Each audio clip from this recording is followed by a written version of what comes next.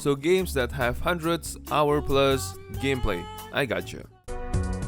First, let's start off with Batro. Batro is the kind of game you can play over 100 hours and still have a fun blast experience. Every time you play this game, it feels a little different. You're always building new decks, finding crazy card combos, and trying out new ways to win. It keeps you thinking, but also just having fun. The random stuff that happens keeps it exciting too. Sometimes you're doing great, and sometimes you're just trying not to crash and burn and kill yourself.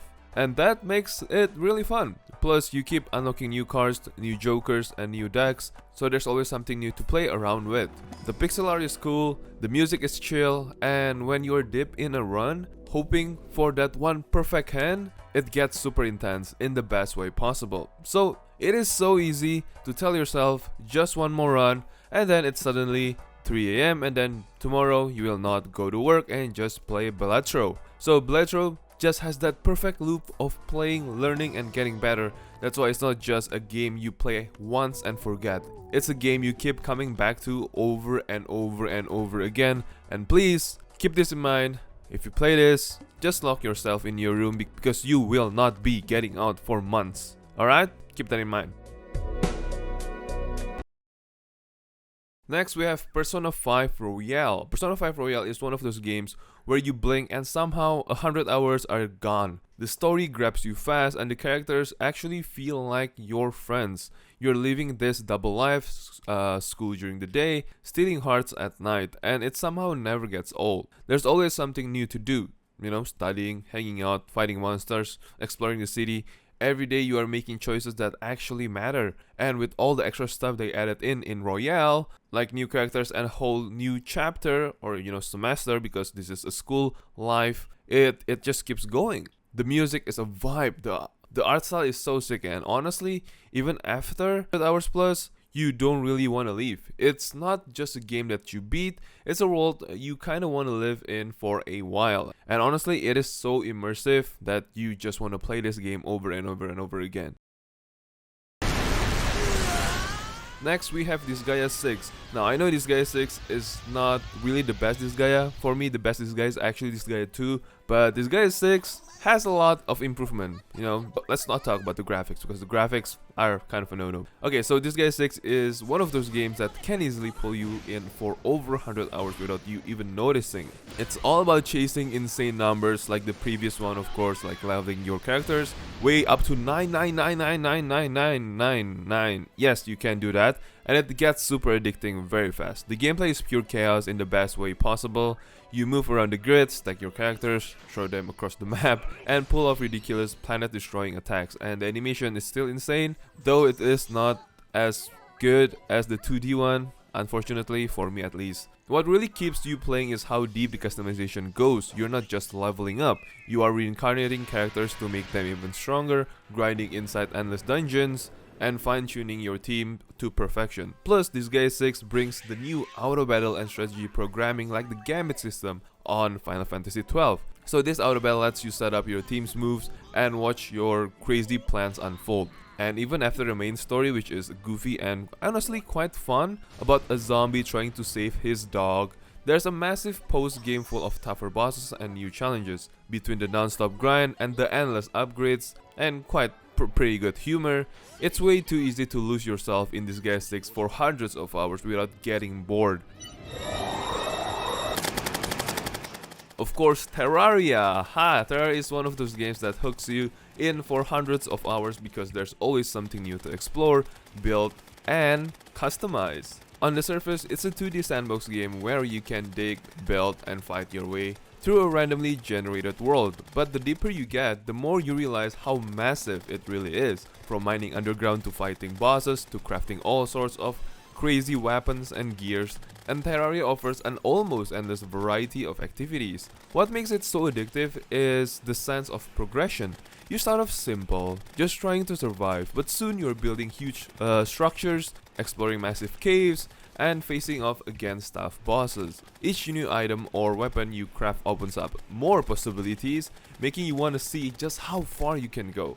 The game also gets a ton of replayability with its random world generation and the countless ways you can customize your experience. You can focus on farming, building, or exploring, and you never run out of things to do. And don't even get me started on the post-game content, especially the Calamity mode, man. The Calamity mode in this game is it's like making your games 2.5 times bigger. There's new job system, new classes, new weapons, a lot of weapons by the way, like a lot.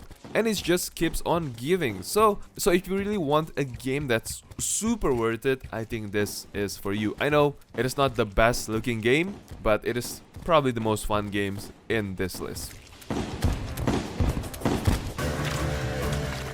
The Witcher 3 Wild Hunt. It's kind of a good game, addicting too. So you play as Geralt of Rivia, a monster hunter, on a journey to find his adopted daughter Ciri, while facing off against the dangerous Wild Hunt. But the magic of the game isn't just in the main story, it's in the massive world around you. The map is full of side quests, hidden treasures, and engaging stories, all of which feel like they could be their own game.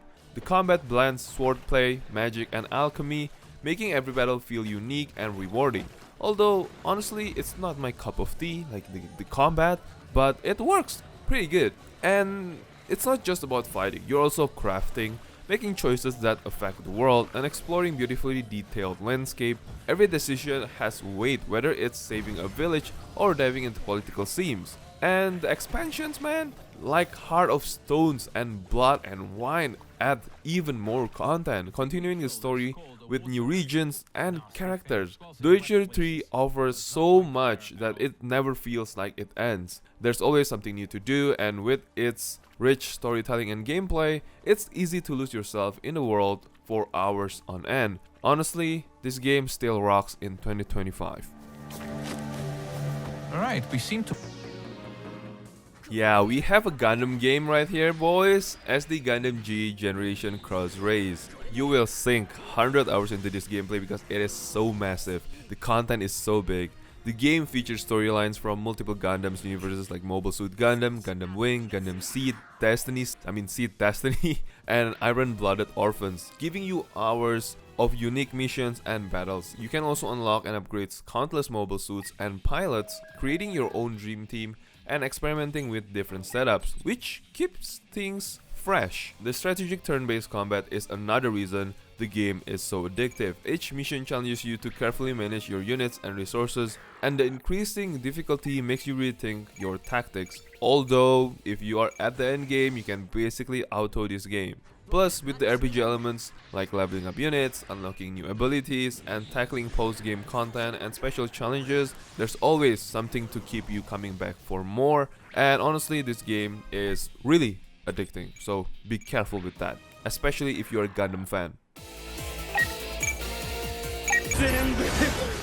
Nier Automata. Nier Automata can be played hundreds of hours plus, even though if you speedrun this, basically you're just gonna be playing this game for only maybe 20 hours. So the unique gameplay, and if you're asking how this game will be 100 hour plus, it's the unique gameplay and the multiple endings. The game follows Android 2B, 9S, and A2 as they fight to reclaim Earth from alien machines. But the real draw is how the story unfolds across different playthroughs. Yes, different playthroughs. You will need to replay the game multiple times, each from a different perspective, to fully understand the deeper themes and mysteries of the world. It's not just about repeating missions.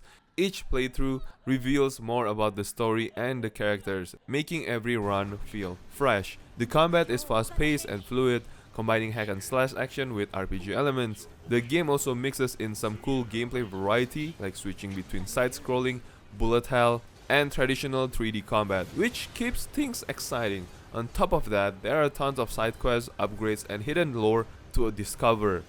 The game's post-game content and secret endings give you even more reasons to keep playing, keeping you engaged long after you think you've seen everything in this game. Nier Automata isn't just a game, it's a philosophical journey that makes every hour spent feel rewarding. So play this game. It is an S tier game.